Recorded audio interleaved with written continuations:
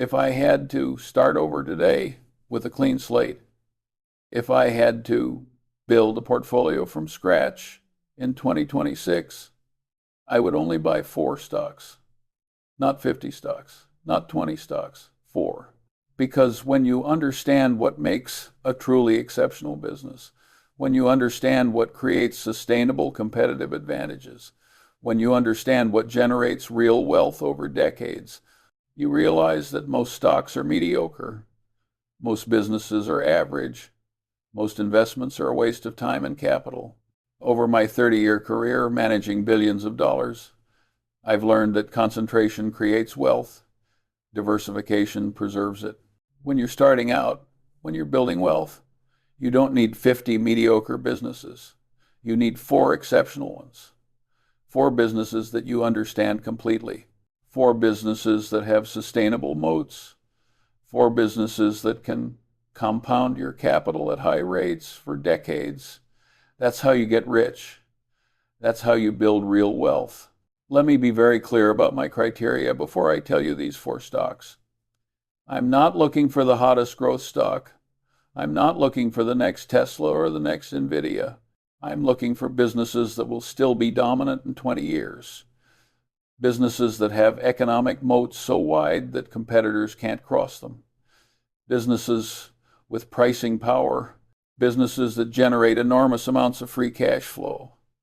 Businesses with management teams that allocate capital intelligently. Businesses that can survive and thrive through any economic environment. These criteria eliminate 99% of public companies. Most businesses don't have moats. Most businesses are in competitive industries where margins get competed away. Most businesses are at the mercy of economic cycles.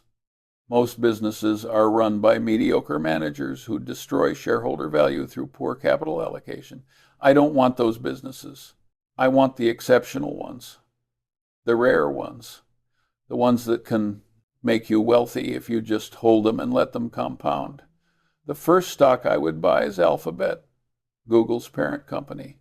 If I could only own one stock for the next 20 years, this would be it. Let me explain why. Google has a monopoly in search.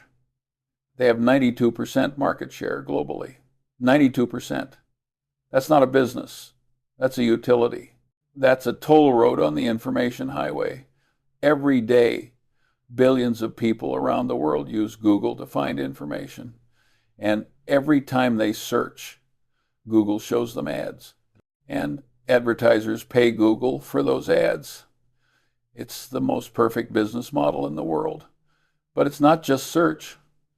YouTube is the second largest search engine in the world. It's also the dominant video platform. Over 2 billion users. People spend an average of 45 minutes per day on YouTube. That's attention. That's engagement. That's advertising inventory. YouTube is becoming the television network of the future. Traditional TV is dying. Everyone is moving to streaming. And YouTube is the biggest streaming platform in the world. They generate over $30 billion in annual revenue. That's bigger than Netflix. And they're still growing. Then you have Google Cloud. They're the 3rd largest cloud provider behind Amazon and Microsoft. Cloud computing is a massive growth market. Every business in the world is moving to the cloud. Google Cloud is growing at over 25% annually. They're not profitable yet, but they will be.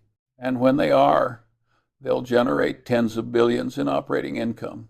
This is a business that could be worth hundreds of billions of dollars on its own. And I haven't even mentioned Android, Google Maps, Gmail, Google Play. These are all dominant platforms with billions of users. They create an ecosystem that locks users in. Once you're using Gmail and Google Calendar and Google Drive and Google Photos and Google Maps, you're not switching. The switching costs are too high. The integration is too valuable. Google has you, and they have billions of people. That's a moat. Now let's talk about financials. Alphabet generates over $300 billion in annual revenue. Their operating margins are around 30%. They generate over 80 billion in free cash flow annually. They have over 100 billion in cash on the balance sheet. No debt, none. This is a fortress balance sheet with a money printing machine attached to it. And here's the crazy part. Despite all of this dominance, despite all of this profitability, Alphabet trades at around 22 times earnings. That's cheap. Meta trades at higher multiples. Amazon trades at higher multiples. Even the S&P 500 average is similar. You're getting the highest quality business in the world at a reasonable price. That's what I call an exceptional investment opportunity. The risks, regulatory, the government could try to break them up. They could face antitrust action. But I've been hearing these threats for 15 years. Nothing ever happens because breaking up Google would be incredibly complex and would probably hurt consumers more than it helps. The search engine works so well because it has so much data. Break it up and you make it worse. Politicians understand this, so they talk a big game, but they don't actually do anything. The other risk is AI disruption. What if ChatGPT or some other AI replaces search? I'm not worried about this. First, Google is a leader in AI. They invented the transformer architecture that powers all modern AI. They have DeepMind. They have more AI talent than anyone except maybe OpenAI. They're not going to lose the AI race. Second, even if AI changes how people search, Google is positioned to win. They have the distribution, they have the data, they have the infrastructure. They'll integrate AI into search and maintain their dominance. If I'm starting over in 2026, I'm putting 30% of my capital into Alphabet. This is my core position. This is the foundation of my portfolio. This is the business that will compound my wealth for the next 20 years. The second stock I would buy is Visa. This might be the most beautiful business model I've ever seen. Let me explain why. Every time someone uses a credit card or debit card, Visa takes a small fee, usually around 2% of the transaction value. They don't lend money. They don't take credit risk. They're just the network that processes the transaction. They're the toll collector on the global payments highway. Think about what this means. Visa makes money every time there's a transaction. They don't care if the person pays their credit card bill or defaults. That's the bank's problem. Visa already got paid. They have no credit risk, no inventory risk, no commodity risk, no technology obsolescence risk. They just process payments and collect fees. It's almost too simple, almost too perfect. And the global payments highway keeps getting bigger. Cash is disappearing. Every year, more transactions move from cash to cards. More people are getting bank accounts. More merchants are accepting cards. Emerging markets are joining the global financial system. And Visa is the network powering all of it. They process over 250 billion transactions annually.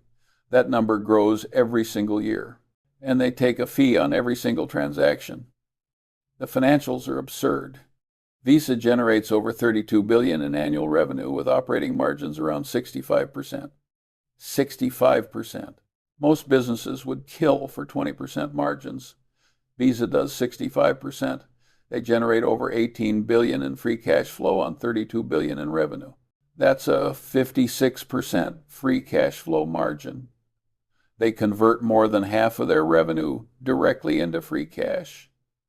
This is what a perfect business looks like. Returns on equity are over 40%. That means for every dollar of shareholder equity, they generate 40 cents of profit. Most businesses generate 10 to 15 cents. Visa generates 40 cents. This is what happens when you have a capital-light business model with a dominant market position. And what do they do with all that free cash flow? They return it to shareholders. They pay dividends. They buy back massive amounts of stock. Over the past 10 years, they've reduced their share count by over 25%. That means each remaining share owns a bigger piece of the business. That means your ownership percentage increases every year without you doing anything. This is how wealth compounds. The risks: technology disruption. What if cryptocurrency replaces credit cards? I've been hearing this for over a decade. It's not happening. Crypto is too volatile, too complicated, too slow. Most people don't want to deal with it. They want to swipe a card and have it work. That's what Visa provides.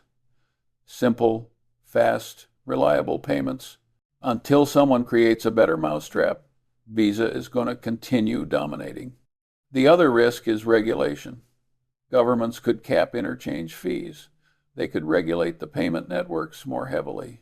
This is a real risk, especially in Europe where they've already capped some fees. But even with fee caps in some markets, Visa continues to grow because volume keeps increasing. Even if they make less per transaction, they're processing so many more transactions that revenue still grows. And their cost structure is so efficient that they remain wildly profitable even with lower fees. If I'm starting over in 2026, I'm putting 25% of my capital into Visa. This is a business I can own for 30 years. This is a business that will compound steadily, reliably, boringly, and boring is beautiful when it generates 40% returns on equity. The third stock I would buy is Costco. This might surprise some people. Costco doesn't have the growth rates of Alphabet. It doesn't have the margins of Visa, but Costco has something that very few businesses have. A business model that creates customer loyalty unlike anything I've ever seen. A business model where customers pay for the privilege of shopping there. A business model that competitors can't replicate. Let me explain the genius of Costco. They operate on a membership model. You pay $60 to $120 per year for the privilege of shopping at Costco. Over 130 million members worldwide. That's $7 to $8 billion in annual membership fees. And here's the brilliant part. That membership fee revenue is almost pure profit. It goes straight to the bottom line. The membership fees alone make Costco profitable before they sell a single item. This allows Costco to do something that competitors can't do. They can sell products at cost or even below cost. They intentionally keep their margins razor thin. 14% gross margins. Most retailers operate at 25 to 30%. Costco does 14%. Why? Because they don't need to make money on the products. They're making money on the memberships, so they can pass those savings to customers. They can offer the absolute lowest prices, and that creates incredible customer loyalty. Think about the psychology. You pay $120 for an executive membership. Now you're incentivized to shop at Costco to justify that membership fee. You're not going to pay $120 and then shop at Walmart. You're going to shop at Costco. You're locked in. And once you start shopping there, once you experience the value, once you see the quality of their Kirkland brand products, you're hooked. You renew your membership every year. The renewal rates are over 90%. 90%. That's unheard of in retail. This business model is so effective that Costco has been able to grow for decades without ever sacrificing their culture or their model. They pay their employees well, much better than Walmart or Target. They treat them well, and that results in lower turnover, better service, happier customers. It's a virtuous cycle. Happy employees create happy customers who renew their memberships and keep shopping. The financials aren't as impressive as Alphabet or Visa, but they're solid. Costco generates over $250 billion in annual revenue. Their operating income is around $8 billion. They generate about $7 billion in free cash flow. The returns on capital aren't spectacular, maybe 15%, but they're consistent. And the business is so steady, so predictable, so resilient that you can count on it. The risks? Amazon. Online shopping. Why would people drive to a warehouse store when they can order online? But this hasn't hurt Costco at all. In fact, Costco is thriving because the value proposition is too strong. The treasure hunt experience, the free samples, the incredibly low prices on bulk items, the gas stations with the cheapest gas in town. You can't replicate that online. And Costco has their own e-commerce platform that's growing rapidly. They're not ignoring online. They're competing there too. The other risk is that they're expensive. Costco always trades at a premium valuation, usually 35 to 40 times earnings. That's expensive for a retailer. But here's what I've learned. Costco always looks expensive, and it always goes higher because the business is so good, so consistent, so predictable that investors are willing to pay a premium. You might wait years for a better entry point and miss out on huge gains. Sometimes you just have to pay up for quality. If I'm starting over in 2026, I'm putting 20% of my capital into Costco. This is my stability position. This is the business that will churn out steady returns through any economic environment. Recessions, booms, doesn't matter. People need to buy groceries and household goods, and they're going to do it at Costco because that's where the value is. The fourth stock I would buy is Brookfield Asset Management. This is different from the other three. This is not a tech company or a payment processor or a retailer. This is an alternative asset manager. But not just any asset manager. Brookfield is one of the most sophisticated capital allocators in the world. They manage over $900 billion in assets across real estate, infrastructure, renewable energy, and private equity. And they do it better than almost anyone. Here's why Brookfield is exceptional. They have a permanent capital base. They raise funds from pension funds, sovereign wealth funds, and institutional investors. Those funds are locked up for 10 to 15 years. Brookfield gets to invest that capital for a decade or more without having to worry about redemptions or withdrawals. This allows them to invest in long-term assets, assets that take years to pay off, assets that other investors can't own because they need liquidity. They focus on real assets, infrastructure, real estate, utilities, renewable energy. These are assets that generate cash flow, that have inflation protection, that are essential to the functioning of society. Brookfield buys these assets when they're out of favor. They improve them. They increase the cash flows. They hold them for years, and then they sell them or recapitalize them at much higher valuations. They've been doing this for over a century. They know what they're doing. The business model generates multiple streams of revenue. They earn management fees on the assets they manage. That's steady, predictable fee revenue. They earn performance fees when they generate returns above certain thresholds. Those are lumpy but very profitable. And they co-invest alongside their funds. They own pieces of the assets directly. So when those assets appreciate, Brookfield participates in the upside. It's a beautiful model where they get paid whether markets go up or down, but they make a lot more when markets go up. The financials are growing rapidly. Distributable earnings have grown at double-digit rates for years. They're targeting 15% annual growth in distributable earnings. That's exceptional for a business of this size. They generate billions in fee-related earnings, and they have hundreds of billions in assets that they own directly that aren't reflected in the earnings yet, but will generate enormous value over time. The risks, a recession could hurt their portfolio. Real estate values could decline. Infrastructure assets could underperform. But Brookfield has been through every crisis imaginable. The financial crisis, the pandemic, multiple recessions. They've survived and thrived through all of them because they're conservative. They use modest leverage. They invest in high-quality assets. They have long-term capital. They can wait out downturns and buy aggressively when others are forced to sell. The other risk is complexity. Brookfield is complicated. They have multiple entities, multiple funds, multiple streams of revenue. It's not easy to understand. But that complexity is part of the moat.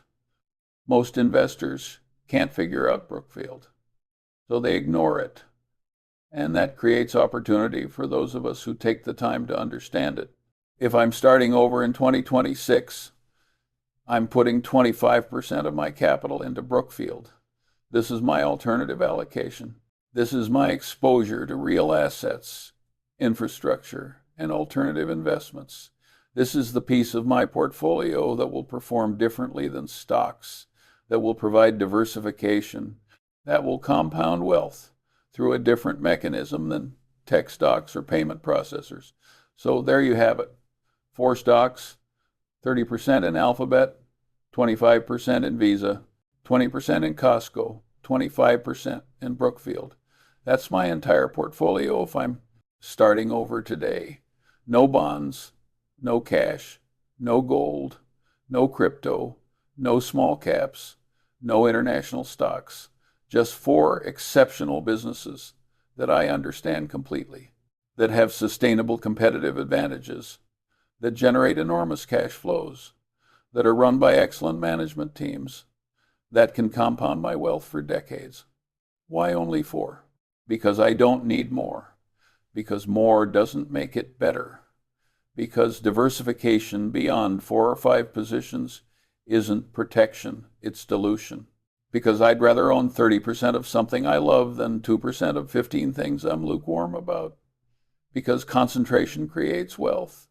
Think about the greatest investors in history. Warren Buffett made most of his money in a handful of stocks. Charlie Munger said diversification is for idiots. Peter Lynch said you only need a few great stocks in a lifetime to get rich. These guys understood that you don't get wealthy by spreading your capital across 50 mediocre businesses. You get wealthy by concentrating your capital in a few exceptional businesses and letting them compound.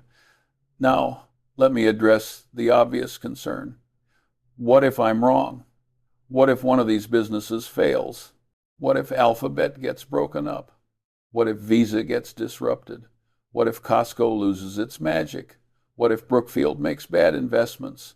These are real risks. No investment is risk-free. But here's what I know. These 4 businesses have been around for decades. They've survived every challenge thrown at them. They have economic moats. They have excellent management. They have fortress balance sheets. The probability that all 4 of them fail is essentially 0. The probability that 1 or 2 underperform is real. But that's why I own 4 instead of 1. And even if one of them underperforms, the others will more than make up for it.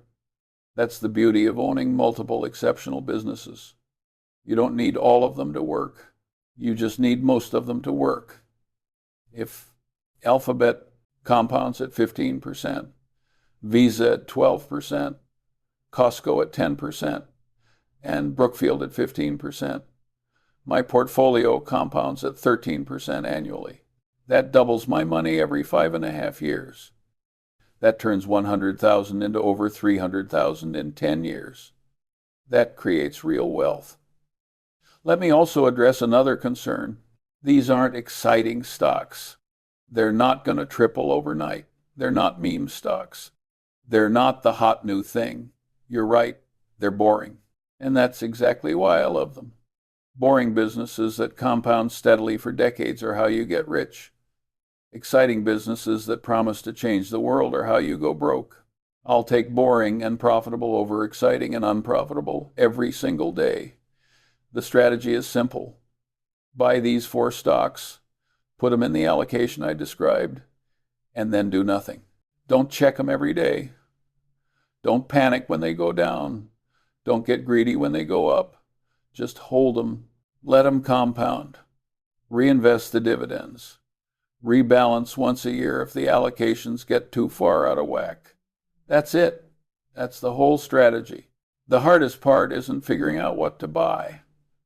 The hardest part is having the discipline to hold, to not sell when things get scary, to not chase something else when it's performing better, to trust your analysis, to trust your process, to be patient.